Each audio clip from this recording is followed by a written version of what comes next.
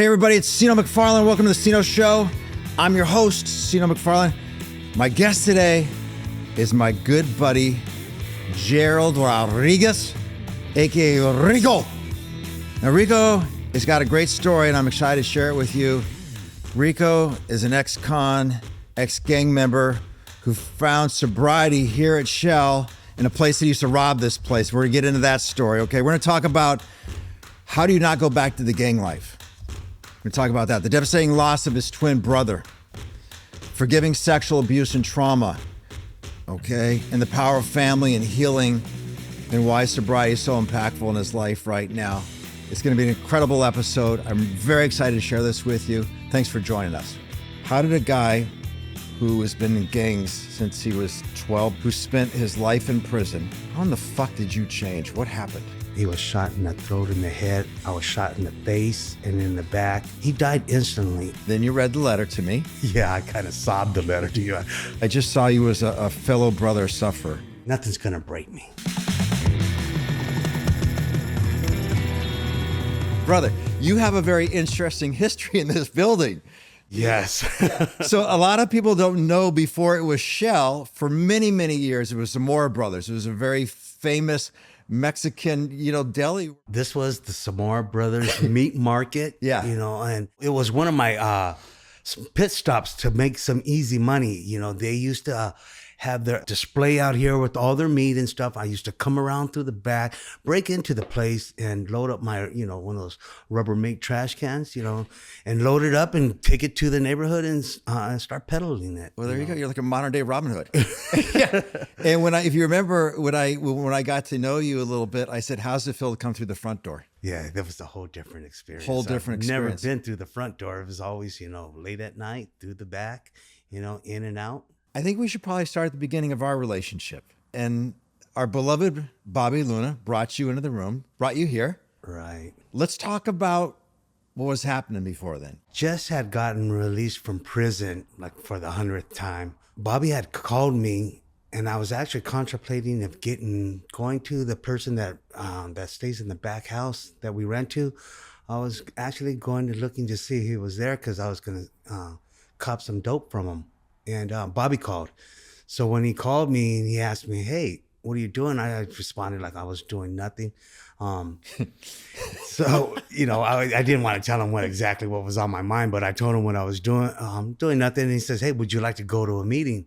And I said, sure, why not? And so in my mind, I'm thinking like, well, it'd be great to go to a meeting. I could get the parole officer off my back. He sees that I'm going to AA meetings if I like him, So you're just running game and hustle still. Yeah. You didn't want to get sober. I had no intentions. That was the furthest thing from my mind. You gave me the best gift in the world, and I want to talk about it if you're comfortable, talking about what happened to you as a young kid. See, that right there, I just want to make it clear that that's something I never talked to about until last year. 57 years carrying shame around, and I felt guilty. I was embarrassed, and it wasn't till last year, till you were able to shed light on something that you said to me that you need to bring everything out. And if I was going to change and if I was going to do anything this time around, I might as well get real and be real with myself. So I did. So I told you something I never told anybody. I told you that as far as I can remember, at the age of 5, I was being sexually abused by my mother and father. I didn't really understand too much of what was going on. I just know that as it went on that I wanted out of the house. Like my parents would come in the house. If they were coming into the house, I'd find another room to go in. I took to the streets at an early age, wanting to be out of the house. I can remember hitting the streets like around maybe 9, 10, and joining a gang. If we were going to survive on the streets, we had to have some kind of a community out there, so to speak. And I never said nothing because being a gang member and saying you've gotten sexually abused and all that is, I don't think that would have set too well with it. And, and you want to make this kind of image of yourself of being hardcore and, tough as nails, So I never spoke of it. I never said anything. And I don't even know if my twin brother, if that was happening with him. I never said nothing, And it was a dark secret. It's a secret. And I understand when they say you harbor secrets, they'll take you out every time. Right. And I think that's why, I'm really like, gaining momentum in my sobriety, is because I don't hold secrets. I call it garbage. I don't carry that around with me anymore. I don't feel the shame no more. Like you have that sign on the door, we leave it out there. Mm-hmm. I'm not ashamed of what happened to me anymore. It's just it was like I was saying that it just was the cards that I was dealt in life. And that was probably one of the best days of my life, talking about that with you. It was for me. I didn't know it yet. I mean, I felt so like exposed. Yeah. And the thing that's very important that we do here is we talk about it. And it's very important to find one person in your life to tell the truth to. You don't need 20, one person that you feel safe with in the world. And we have a belief here. It's shame on them for treating us that way. Shame on us for staying that way. And you still love your parents. Yeah, and I forgave them. Yes, I had a hard time with that. I would get mad at myself because still seeking their approval and still wanting the attaboys out of them after that. It was hard. Now that I'm a grown up and it's like, I didn't need their approval. I didn't create this. They did, but it was something I had to sort out, within myself.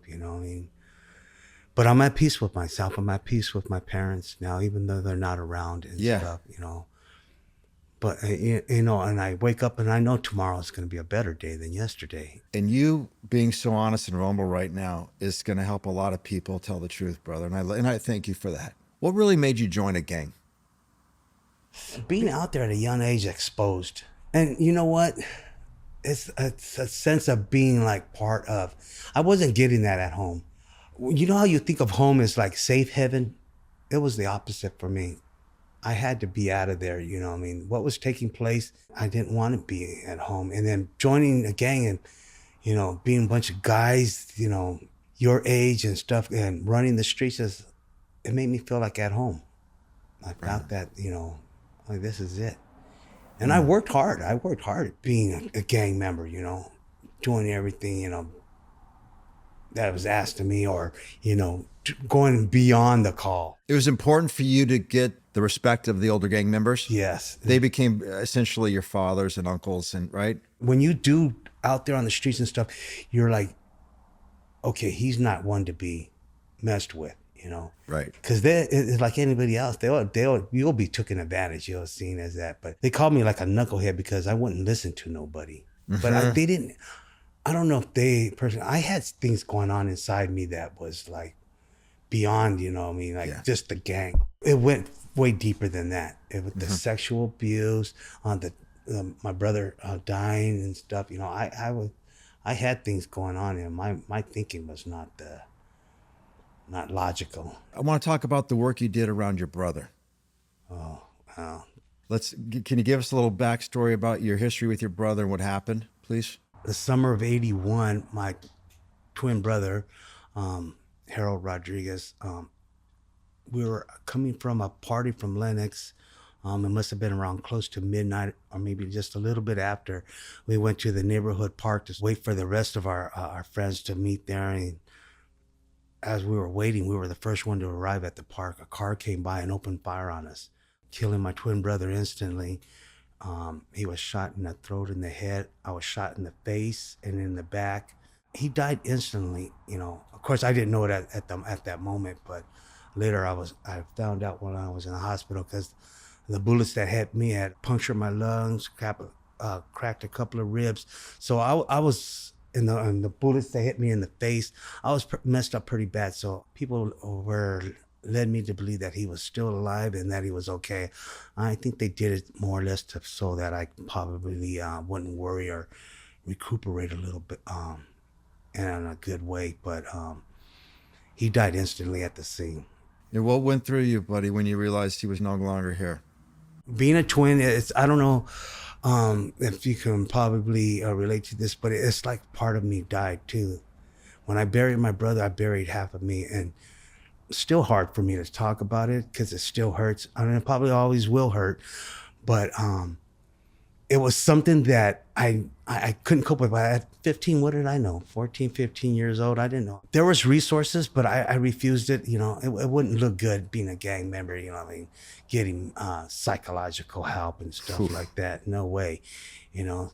So I refused all that when I was in the hospital. And, you know, in my mind, I resorted to what I knew, running the streets hard, you know, and getting high.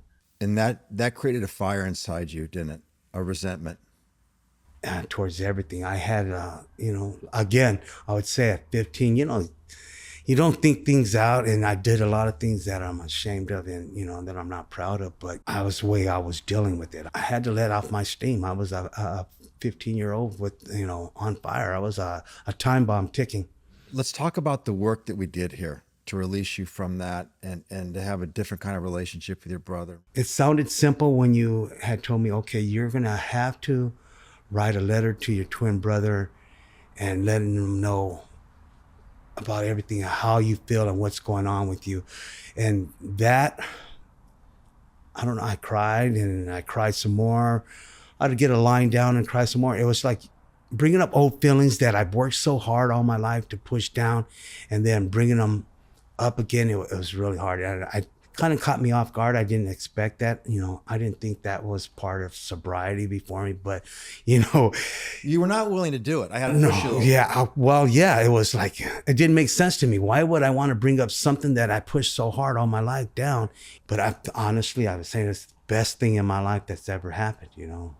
And then you read the letter to me. Yeah, I kind of sobbed the letter to you. That's okay. It was beautiful. And then what was the next thing that we did?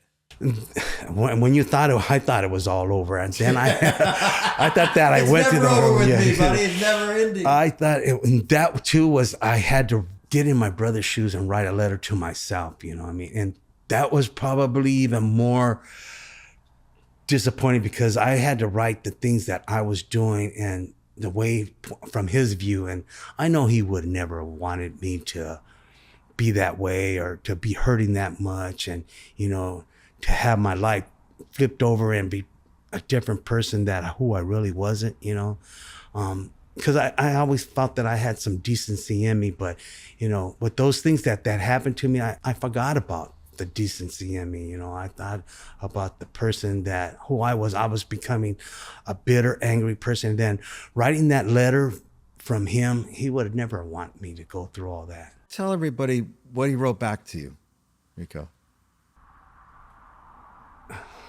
Yeah. Take your time. Take your time, buddy. Yeah, he will.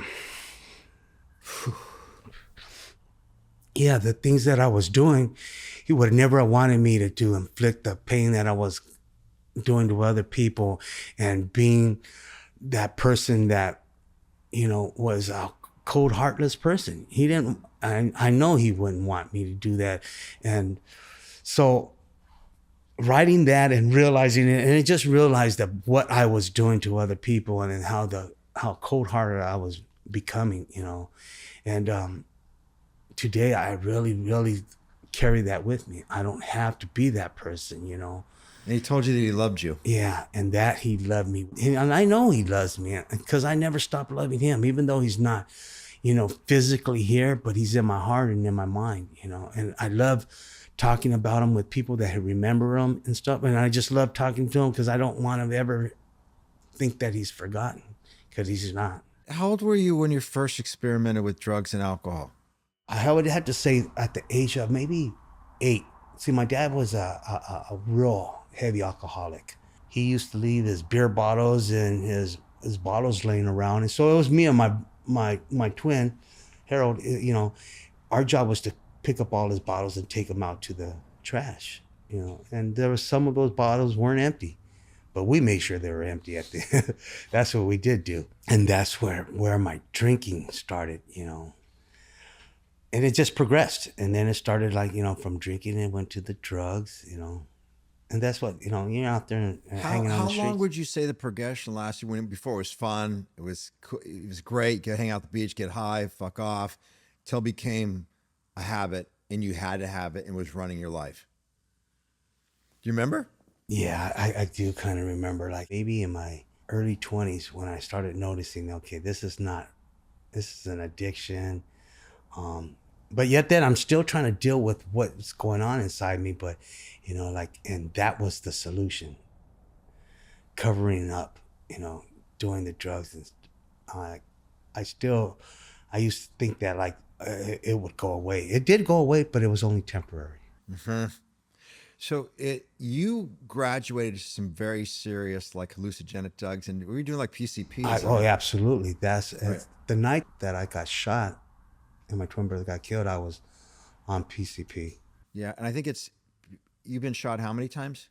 I've been shot 3 different occasions, and each time I've been hit twice, so 6 times. On each 3 times, I've been hit in the head. Right. I don't know what it is. My head, like a magnet. Yeah, so obviously you're meant to be here, but 3 pretty severe gunshots to your head, brother, huh? Nobody does PCP because they love just to be on PCP. Addicts, if they get really real about it, okay, especially addicts who've come kind of the trauma you do, they're drinking for one reason and one reason only: to shut their fucking head up. Yeah, the voice, what you hear in your minds, yes. And it's to shut the fuck. It's not because I just love PCP or whatever it is. It's just to shut it down. And when we get sober, we have to learn how to make peace with that. Because there's physical sobriety and there's emotional sobriety. Because the brain doesn't shut off all of a sudden you get sober. And that's what we're doing the work on. And that's what you've been doing. Yeah, that emotional roller coaster ride, I didn't have to deal with that because I was always high. But when like you said, when you sober up, now you have to, there's different stages of sobriety that you have to deal with, besides just not using the drugs and stuff. And you have all these emotions built up and stuff. And I mean, far as all of a sudden you're watching a movie and something sad and you start crying, you know what I mean? But you're not crying because of the movie. You're just crying because it was a trigger to let those emotions out that you've been having bottled up so much, I used to be like a stone wall. I kind of prided myself that nothing got to me. Mm-hmm. Nothing could bother me. Nothing rattled my cage. Women or the things that are being shot or something, nothing. I would like to say nothing's going to break me. Mm-hmm. As long as you didn't put your hands on me, you couldn't get me to come out of my character. Right. But that's not so today. I mean, it's not that. That was make believe. That's like somebody walking around dead though. Probably a lot of people want to know, did you struggle with alcohol and drugs in prison? I a heavy alcohol drinker. They used to make Pruno in prison, so explain that to everybody. Not everybody knows. Okay, Pruno is as manufactured alcohol, but they do it with fruits. They ferment them. It becomes, when it fermented, it starts to become it turns, what you're saying. It becomes an alcohol substance, and yeah, I was drinking a lot in there. It was convenient, inexpensive. But, honestly, because I thought that drugs was hard drugs were my primary, I never really, until I came to the room, recognized that alcohol was part of my disease. I didn't want to admit to it because I was always putting the harder substance first, mm-hmm. And if I get around to it, I'll drink. But I always got around to it. I always got around to drinking, but so they all played hand in hand, but because of who you were, right? And you could get access to whatever you wanted, but you made a conscious decision to stay off certain things in prison. Yeah, I didn't. I stayed off the hard drugs. I never wanted to be that guy owing money, getting beat up because he couldn't make the payment on whatever drugs that he got. So I kind of did pretty good in that area. So let's walk everybody through our coming here for the first time in our meeting. What happened? Actually, to be honest, I was scared to death. Going to an AA meeting, for some reason, it just it intimidated me, it's because it's something I've never done. So I actually stepped through the doors and there you were, when I went to greet you with the handshake, you said it was all right if I give you a hug. And me particularly, I'm a hugging person. I kind of felt the love there. And I really felt, okay, well, maybe there might be something here. The hug with the embrace that you had given me was real. I noticed that right away from the beginning. You felt the truth in that? Yes, absolutely. Because what Shell is about, and what I've learned from great teachers over my life, is we meet people where they're at. And as you know, we have a sign on the door. We don't do shame here. Right. And I just saw you as a fellow brother sufferer. and you felt the love and care for you. I also saw something very special in you. You've spent the majority of your life in prison. Yeah, unfortunately, yeah, that was. Because how old are you now, Rico? I'm 58 years old. You're 58 years old. Yeah. And you've been sober how long now? 15 months. Okay. People are going to want to know, okay? How did a guy who has been in gangs since he was 12, I think, who spent his life in prison, how in the fuck did you change? What happened? Why are you not, you always say I've joined a different gang, but let's walk through that. I can't pinpoint exactly what it was that really was the changing point in my life, but I know that I had to get real with myself. I know that I had to change something. And I think that started when you started working with me, and I learned that I needed to clean out the closet, so to speak. Right. One of the things that you did so beautifully that all people in recovery in life need to do is you said the magic words, I need help. Help, absolutely. And I don't know. Yeah. And tough guys like you don't ask for help. You do it on your own.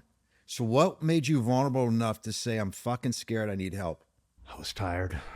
Probably being tired of just this vicious cycle that I was living, all my kids grew up without me, I'm grateful that they still want me in their lives, but the majority, I was not in their lives. Just watching life pass me up, my wife had said something to me. I kind of like apologized for my, my history of being in prison. I'm being away for her so much and stuff. And she told me, you know what, don't be sorry for me. I'm sorry for you because you missed out on everything. And I think those words there made a real big impact on me. And I had to really realize that I'm missing out on life and missing out on the things that I say that are important to me, but my actions showed that it was different though. You've told me, and this is the definition of insanity, you knew that when you got out, most likely you'd be going back. You would be drinking, start a life, and you knew you'd go back, but yet you kept going. That's the insanity of, and I would like to say that, it might have been drugs, but when I came out, I wasn't strung out. But I consciously made that choice, knowing that either I was going to end up back in prison, I was going to be strung out on the streets, or I was going to die. And still, I made that choice to go ahead and do that, and I didn't really realize that I was making that choice and throwing everything away or anything that possibly could become of anything. I never gave myself a chance because that's all I knew. I was so set to doing those things that it just became like second nature to me. I think it's important for everybody to understand, your great analogy of switching gangs, sticking with winners. Yeah, definitely. Talk about the community you found here. Talk about the outreach. Talk about the necessity of having a tribe. When it came to like surrendering, and it was a big change because I knew that I couldn't have two masters. I couldn't go to the gang and be real for real here and shall, them two, that they just don't mix. They're totally opposite. So giving up, like, running the streets was a big thing. And I thought in my mind that I would be alone and stuff, which was furthest from the truth, because coming to Shell and meeting a set of guys with a common goal was really like inspirational for me. I said, okay, I won't be alone. And then I like these people that I call my community now, is that they just wanted to be my friendship for me, not because I had the sack or I was that person running the streets with a lot of clout. They were really interested in who I was, not the person who I made up, because all that is just made up, it's not real, So that, converting over and doing this was really that was a game changer for me. Really, I wasn't all alone. I wasn't that scared guy that had to do crazy things to ward people off. I was able to be myself. Beautiful. That was important. This is going to be good for our listeners. Let's talk about your wife, Darlene. Yes. Love that woman. Yeah. She never gave up on you. No. Been married 33 years. And how many kids do you have? We have 4 kids. And how many grandchildren? About 6, 7 grandchildren. And why don't you think she gave up on you? this is what she would always say, I see something in you, even though if you don't see it, I know that there's a decent, good person inside there. And I guess because she's had her moments seeing that person and stuff, but, and with her is that, she's just a strong-willed person, a loving person. She's kind-hearted, and she put up with all my crap, all the things I put her through, and she's still here today. And I'm kind of fortunate because now that things are like, I've cleaned up and my life is, totally different. And, I'm a good grandparent. I know that because my grandchildren follow me around, and the way my kids are coming around me too, that, those are just signs to tell you that they want to be around you is because you're doing the right things and stuff like that. And they still see something in me. So, she's always seen those things in there. And now I'm grateful that she's able to see me at my best right now. She trusts you now. Oh, absolutely. Yeah. Okay. And that didn't happen in the beginning when we first started. I would tell you this, that she would even say like, or she would grab my phone and go through it, and she would doubt like, why you need to go to meetings and stuff. She didn't understand though. And at the time I didn't really understand either. So I'm going through it step by step, and I'm learning as I was going along too. But yeah, that wasn't the case, but now it's totally different. Yeah. So this is one of the most beautiful things this is good for people in recovery because addicts are so selfish and they want instant forgiveness. Instant, like, I'm sorry, I've been gone for 39 years in prison, but we're cool, right? Everything's cool.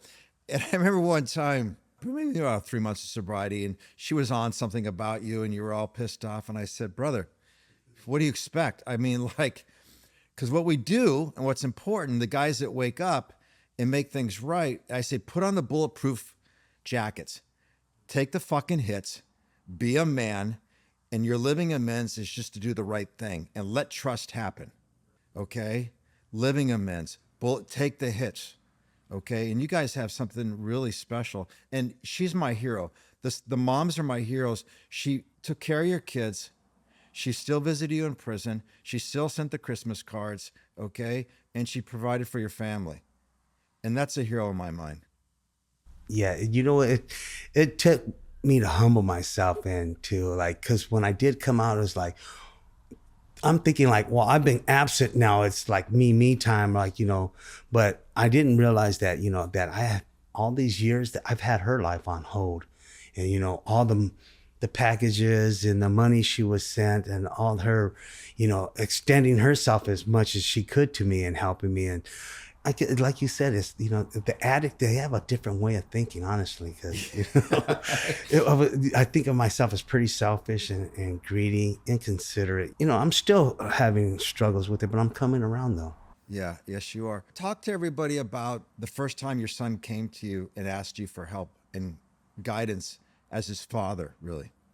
Oh, being that I was absent so much that I think he's had other men as role models in his life, and that was kind of hard, but it was a good thing though that he had a role model. So when he did come to me and did ask me, it was like him being like born all over, so proud, to have me back into his life and him to think of me as enough to where he's really wants seeking my advice or what I think. So that was something special too, It's like him being a kid, I see him as like kid asking me for advice and something. And that was really, it was grateful. I was so grateful for that to happen, It just made my heart warm. Mm-hmm. Yeah. So this is something that you and I have obviously talked about and something that I believe. If you want to be free, if you want to be sober, if you wake up, you have to put the light on everything. Everything. Because the disease grows beautifully in silence.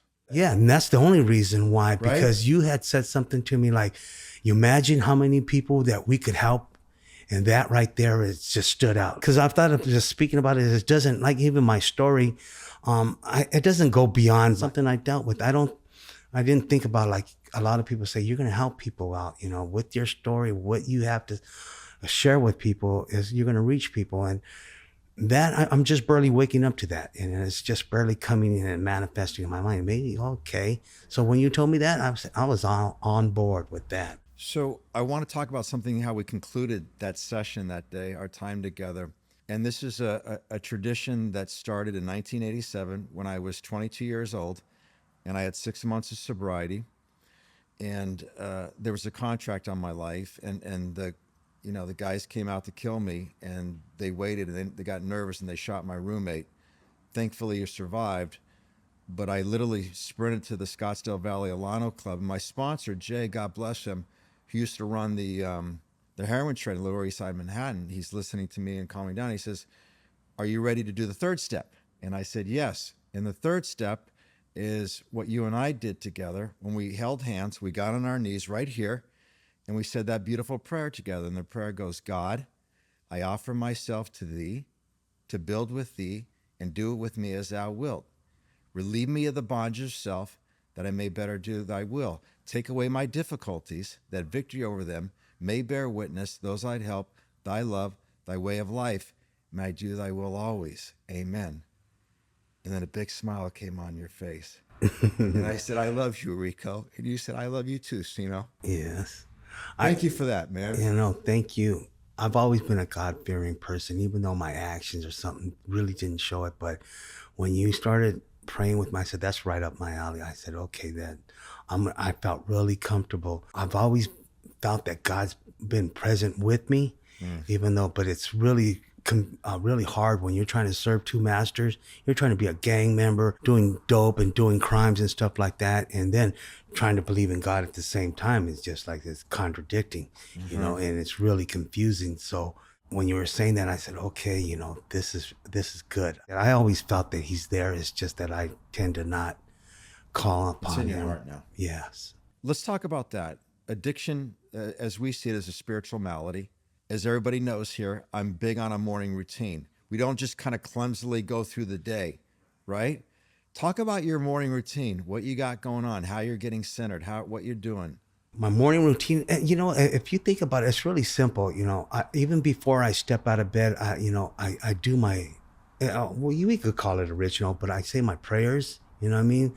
I clean house in the morning. And I do the same thing in the evening too when I go to sleep. And I feel that it's very important that, before I even get my day started, that I get in touch with my higher power, because my thinking and my living life is so bad that I have to have him, the Lord, guide me through my day. And that's what I do. And it's a constant check-in, And it's like an addict when he feels like he has to drink or something, and he reaches out to a fellow member, and that's what I have to constantly do, and my higher power, is really like guiding me. Seano, he's guiding me. And in the back of my mind, if I have those and I keep those in check and I'm always using them, I can't lose, And that's been working for me, and that's what's most important. That if it works, I'm not trying to fix it. And you never go off that routine, do you? No. And you love texting all the guys early in the morning. Absolutely, it's morning, part of my morning. Right? Yeah, yes. Big tough guy like you, love that. Yeah, exactly.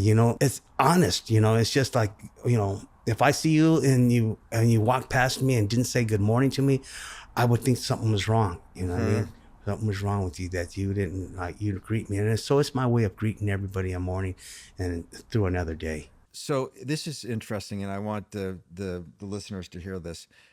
Shell believed that you were going to stay sober and do great things, okay? But the LA Police Department did not. The parole department did not. The district attorney's office is like, this guy's full of shit. Absolutely. And I think, how many times, 4 or 5 times did you get pulled over? Including here. Talk to everybody what happened there. Yeah, it's even gone as bad as after a morning meeting this was on a Saturday here at Shala. I stayed back to clean some windows, and while I was in the process of cleaning these windows, they had undercover detectives happen to, I guess, recognize me. I didn't see them because I had my back turned. I was to the street cleaning the windows, and they rode up on me full force, pulled me off my ladder, handcuffed me, searched me, seen what car that I came in, and they went through the car and stuff. And, I guess that in their mind, like, yeah, this guy, we got him now. The reason for stopping me, they said that they ran my name and that I had warrants. But at the end, they said, oh, it must have been the computer. It was messing up, that, I didn't have any warrants and stuff. But this happens regularly when they see me, It's like... You got pulled out. I mean, they pulled everybody out of your house? Yes, they have. They do probation searches. They pull everybody out of the house, and they go and they're in there. I'm not in the house, so I don't really actually know if they're just standing there or if they're actually searching. But they pull us all out, and it becomes a probation check. So they do it whenever it is. I guess it's random, I would say. Even like if I'm sitting out in front of my house in the car, they have pulled me and my wife out of the car and stuff. Well, what did I teach you about that? What you taught me is that if you don't have nothing, you have nothing to worry about. And so it's like, let them do their thing, what they have to do, and let them go about their business. And eventually they'll see that, that I am doing what I'm supposed to do. And right. If you don't have a bag of dope on you, you don't have a gun on you, right. You claim nothing, they can't. Right. Right? And one day they're going to say, we don't need to go, he's good. Matter of fact, he's helping a lot of people. People just don't believe that a guy like you can turn it around. Right. And when they have me handcuffed and stuff, and the way I speak to them is like, there's no hostility, no animosity towards them. They got a job to do. Okay, that's fine. It may be a little bit uncomfortable, you know what I mean? It's embarrassing because they do it out in front of the house and stuff, and my neighbors, they see all this. But other than that, I don't, as they got a job to do, then eventually they will. They understand. And the thing that we talk about here is we take responsibility for action. For many years you did this. This comes with the territory. Right, it does. And that's why I say I can't be mad at them, because, they only know me as one way. Right. That person that was causing havoc on the streets. So a lot of people believe in you. And one of our persons that do is the famed criminal defense attorney, Sean Hawley. Beautiful. Oh man. She has such a beautiful lady. I mean, and she took your case on because she believed in you for free. She didn't want anything. And let's talk about that day what happened there, because things got very funky there for a second. Right. It was almost a turning point in my sobriety. They had switched parole officers on me and stuff. And when I was calling my parole officer, she wasn't answering no more. So this went on for about maybe 3 weeks. So when I finally decided to call the main office, they had the attitude like, well, you need to go to the nearest police department and report, turn yourself in, because we have you as absconding. And I was telling them, well, if you just talk to my parole officer, that, well, she's no longer here, so we can't talk to her. I said, well, you can look at the recordings. I left a lot of recordings for her. They're not going to do that. I understand that they're underpowered. They don't have the manpower and stuff like that. And, they're really swamped. So they just see me as a person that's not reporting. So what happened is they put a warrant out for my arrest. And that's when Holly came into the situation. She advised me not to. That under her advice, I said, okay, I won't. She said, we'll go into the court together. And that's what we did. We walked into the court together, and she prevented from me being arrested right there on the spot, which is really unheard of. Because if you're on a parole violation... Yeah, they were going to arrest you that day. That was it. And you were going to go back for a long time. Yeah, going back. Yeah. And it's like starting all over again. It just so happens that the probation that they assigned from us to do the report that morning, well, she happened to be somebody who I would say that was a God-fearing woman, She definitely had God in her life, because the way she came up to me and she approached me, first of all, she hugged me, and that's unusual for a probation officer. Well, she didn't hug you right away. No. First off, she was, just be careful. She was checking you out to see if you were, I was like, we got a problem here. And Sean and I looked at each other. She was lining you up and seeing if you're real or not. Right. But you just stayed cool. You answered her questions. And do you remember what she said to you? Yeah, she said, you don't have to worry. He's up. She pointed to this guy and says, he's watching over you. You're protected. You're I can see protected. the light around you. Son. Yeah, she did say, and I could see the light. I could see, and oh man. Yeah, that made my head spin, because the probation, they're the opposite. We're me as being somebody that's coming off of probation, I'm on the other side. So for her to open up like that and to talk to me in that way, she treated me like a human being. That's right. And then we were all kind of just like emotional. And then you said, "Can I give you a hug?" And yeah, she gave me And she gave you a hug of hugs, didn't she? Yeah, she did. She gave me a warm, embracing hug. And, you know, and this is before we even went into court, and I knew I was going to be all right. Yeah. And what did the judge say, Rico? The judge, And we're still a little nervous because it's still, he has we the don't final know what's say. going on. And he came into the court and wanted to read all the recommendations. But not only that, when he opened up, he goes, "I've never seen somebody come into this room with so much support from the outside." Who had the extensive background that you had. Yeah. He couldn't believe it. He couldn't, And then he right. broke his own anonymity. He says he's a member of Al-Anon. Yes. And that was mind blowing too. He said, like, as a member too, you know what I mean? I know what it is. He commended me on doing the good work that I had been doing. He knew that it was the probation's mess up. And he really felt that, you know what I mean, his hands were tied with nothing to do. So he just told me, keep doing what you're doing. I'll see you back here. Yeah. And this time, and you will. He told me that you'll be all right. You're going to do all right. Yeah, he really believed in you. For a judge to say that, you know what I mean, it's really like, you know, mind blowing. It was. And Sean Hawley, who's worked with the biggest celebrities in the world on all kinds of cases and truly one of the best lawyers out there. What a sweetheart. And she said, "Thank you for reminding me why I became a lawyer." Yes. And, oh, man, that's how we left. Yes. And she said that, you know, man, it was like the highlight of her year. Yeah. You know, the highlight of her year for doing my case. Yeah. And that felt so great, you know, coming from, you know, a lawyer like that, you know, I mean, so down to earth. It's not like you came here and got sober and everything overnight magically, because Venice is Venice still. Yes. And Venice didn't need to change. Rico needed to change. And that's something that's very important. I try to teach people, okay? The world doesn't need to change. I do. The only person I suffer from is Seano McFarland. Only person you suffer. And you understood that. Right away, right from the beginning. Because it's still going on. All this stuff's going on. You just made a decision to walk straight home. And make better choices. And ask for help. And I share this a lot too. Is like what I learned was right from the beginning was that I didn't have to do this alone. When you have too much pride and you don't ask for help, you're subject to go back to whatever you were doing.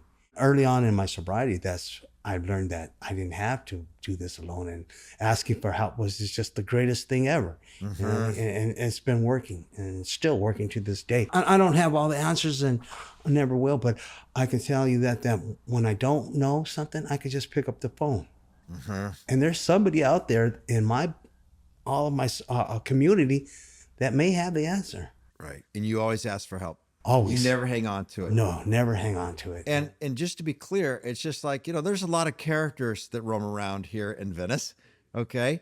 And you know, sometimes those guys will roll up on you and you've made the decision just to move on. Yeah. It's not easy, Brother Rico. No, because when you're used to, I got 50-something years of bad habits, you know. And right. Like you said, they're not going to change overnight, you know, and not everything. My sobriety that has its ups and downs and stuff, but there's more ups. And I refer back to being in prison or being out here. And it's a no-brainer. But explain to the good folks out there what Shell is to you and what Shell means to you. Shell is my life raft. I'm gonna say it is my life raft, you know, and like I said, people will reach out to you, but you have to go to grab it. It's just like a life raft, you know. They could throw it out to you, but if you don't grab it, that life raft ain't gonna do you no good. Mm-hmm. So, Shell is where I keep myself in tune. Every Wednesday, sometimes on Thursdays and Saturdays, I get tuned up to deal with my weekly, you know, whatever arises. Knowing that, even in my mind, that I've always, no matter how bad my day is good, I got Shell to go back to and let off my steam and get it all back tuned up again and ready for the next day. And it's been working. And it works. It's not that it's been working, it works. Rick, I love you come in with your big smile and you squeeze me and you hug me so damn hard that I think I've broken a few ribs. That's just the love. That's just pure love. Would you say that it's a safe place to be unsafe? Oh, yes. I'm proof of that. Right. Some things that I've exposed that I would never have done in my life. If you're back ago telling me I would say the things that I say now and that I'd be doing this, I would tell you you were crazy, not me. Right. That's how much Shell is. Shell is where you could come and let out, blow off your steam and leave the shame at the door, and you're safe. And it don't go beyond that door. It stays within, and it speaks for itself, just knowing that in your mind that you can go there and be protected, There's love here. Lots of love, There's a lot of love here. And we also know when to kick a brother in the ass too. Right. Yeah, comes. It's like you have to have that tough love too, though. Yeah. Because some guys are not going to get it as quick as others. Sometimes everybody has to have their own path. Yeah, everybody has to have their own path. So I'd like to celebrate some of the big highlights I've enjoyed with you, and then I'll let you throw in a few. Okay, I got maybe 3 or 4. One, you said when you were in prison, Christmas came. You always wanted one of those goofy sweaters. Yeah. That's true. And you know what? It was year after year. I don't know. Maybe my timing of it always seemed to be locked up around Christmas. And maybe that's because you're locked up. You think that. But, so I used to go through the magazines and you always see these like little Christmas, a guy and his wife. And the guy would have that, that ugly sweater. I didn't think they were ugly at the time. I just learned that they call them ugly sweaters this year. But I wanted one for the longest so bad. And now I have like 2 or 3 of them. I shared that in a meeting, and you would be surprised. Guys was telling me, "What size are you?" And they have bought me those. You got your sweater. Got the sweater. Who was on? Who was it? Who was on? The Grinch. The Grinch was on it. Yeah. Will Ferrell, right? Yeah, the Grinch was on it. And you did not want to take that thing off? No. I wore it all the way to like New Year's. Yeah, it was pretty cool. And you told a story recently of being at your home here, where you're opening the doors and Darlene's like, "What the hell are you doing?" Right? Yeah, and it just happened. I was opening and closing the door, and first you got to understand that when you're in prison, you have no control over the doors. They're done by their switches that the control booth has. So when you want your door open, you have to flag down to them and to get the door open and stuff, and they close. So when I was opening and closing the door, and to me, it was a sense of freedom. Look at, I could open and close the door, and close the door. Like the other day, I was watching I was looking out my window and I seen the wind blowing, and I went out there to feel it, because in prison, you can only you don't get that luxury. And then on the prison yard, you don't have no grass. So I took my shoes off one day and let the grass go between my feet. And I take a lot, those things, like little things like that for granted. Which we often do. But I'm glad that I'm thinking about those things and they're coming to mind, and I want to experience being able to, enjoy those things. Incarceration took so much on my life. I gave them so much of my life. Now I'm slowly taking things back, and I'm starting to live. I'm really knowing how to live, And then, my favorite, probably anybody that knows me knows my love of the ocean. The beach. And I swim every day. And I said, "You ready to get in?"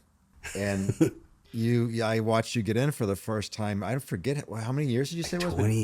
20 odd years. I don't even, probably even longer, but it was. And you grew up here. You grew up in the beach here, man. Yeah. Hanging out, being a gang member, we didn't really mess with the beach. We stood in the Oakwood area. So that's why I was like, my friends weren't there. The gang wasn't on the beach. They were inside. So yeah. It's been so long. I remember just jumping in the ocean and stuff. And it's funny because I seen videos of me jumping in.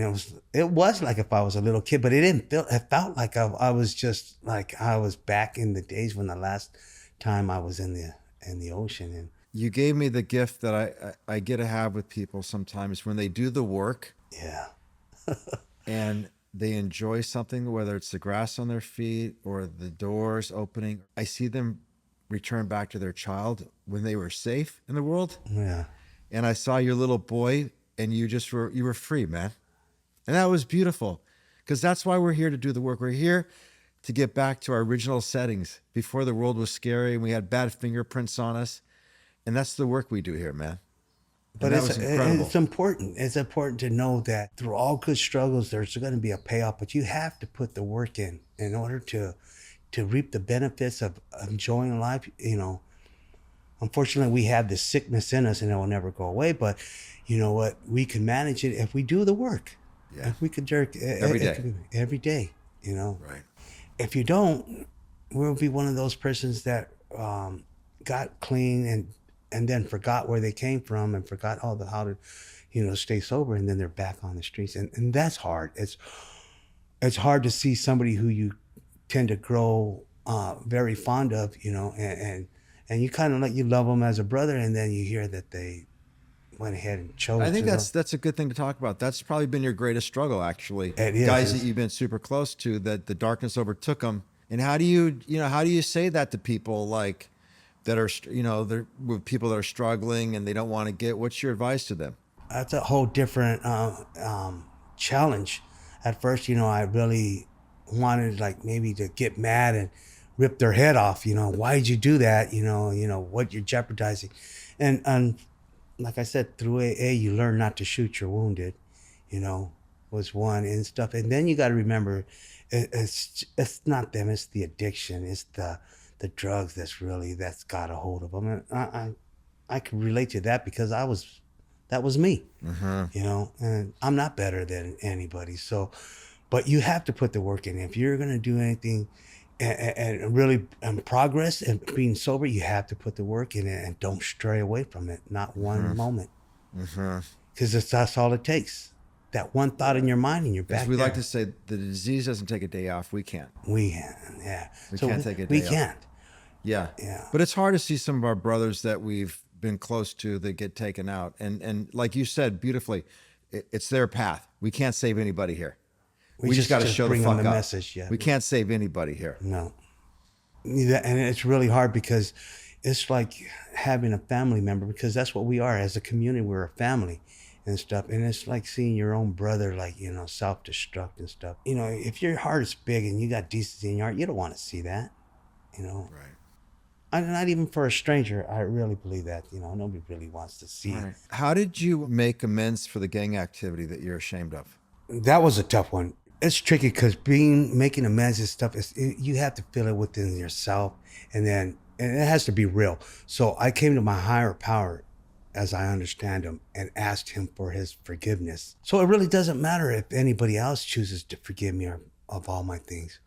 But mentally and physically, I know by my higher power has forgiven me. I think that's all that matters. And then allows me to carry on, you know, not sitting there dwelling on that thing like, oh shit, you know, is it going to be all right? Am I forgiven or like that?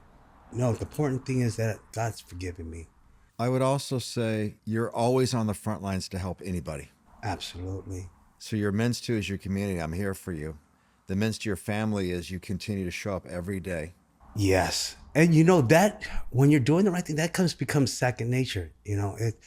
But yeah, I'm always willing to help out, and that was another thing that was surprising me about myself too, because I didn't even know that I had that ability or even that desire to want to help people. When you're doing something such the opposite, you know, it's magical, isn't it? Yeah, and it wasn't always like that though. Even though I knew God in my heart and mind, I wouldn't speak on it, and that stuff I'm working on today. Now, I'm openly tell you that, you know what I mean, there is a God, you know, and, you know, what he's done for me is a turnaround, tremendous, you know what I mean? How could there not be, you know? What Seano has done for me, how could there not be, you know, God's assistant, you know, you're doing, you know, God's work. Yeah. It wasn't all No. And I want to keep reminding people that this was not you put, right? Yes. I did a lot of things, a lot of wrong. And, you know, I could end my life doing right and would still not make up for all the wrong. But that's not what I'm trying to do. I'm just trying to keep myself, you know, grounded, stay above water, and help others. Yeah, let's talk about that. What are you doing to help others, inspire others, mentor others now? I speak a lot at AA meetings. I'm here wherever is needed. There's always somebody telling me, hey, could you come speak at this place or this place? You know, and I'm more than happy to, So, and not only that, having myself available to other family communion that are here in Shell, always being there, whatever it is they may have. Sometimes it's just to lend an ear, Sometimes they want to meet up for coffee and they really want to get something. But, me being so new to sobriety and stuff like that, that kind of sometimes it rattles me because maybe I'll ask something that I may not know the question to. And that's when I come to you and I'll hit you. Yeah. I'll come in and ask you, this was, came at me this. And knowing that I have that as my arsenal, it always makes me comfortable. I'm reassured about being able for the task. Thank you, buddy. Thank you for your trust and faith. Thank you for being on the Seano Show. I love you. Thank you very much. Okay. I feel good. I was very happy to do it. I feel great. Yeah, I feel great too. I think this did more for me than you. It probably does. Yep. There we go. Thank you, man. The Seano Show is a production of iHeart Podcasts, hosted by me, Seano McFarland, produced by Pod People and 28th Ave. Our lead producer is Keith Carlick. Our executive producer is Lindsay Hoffman. Marketing lead is Ashley Weaver. Thank you so much for listening. We'll see you next week.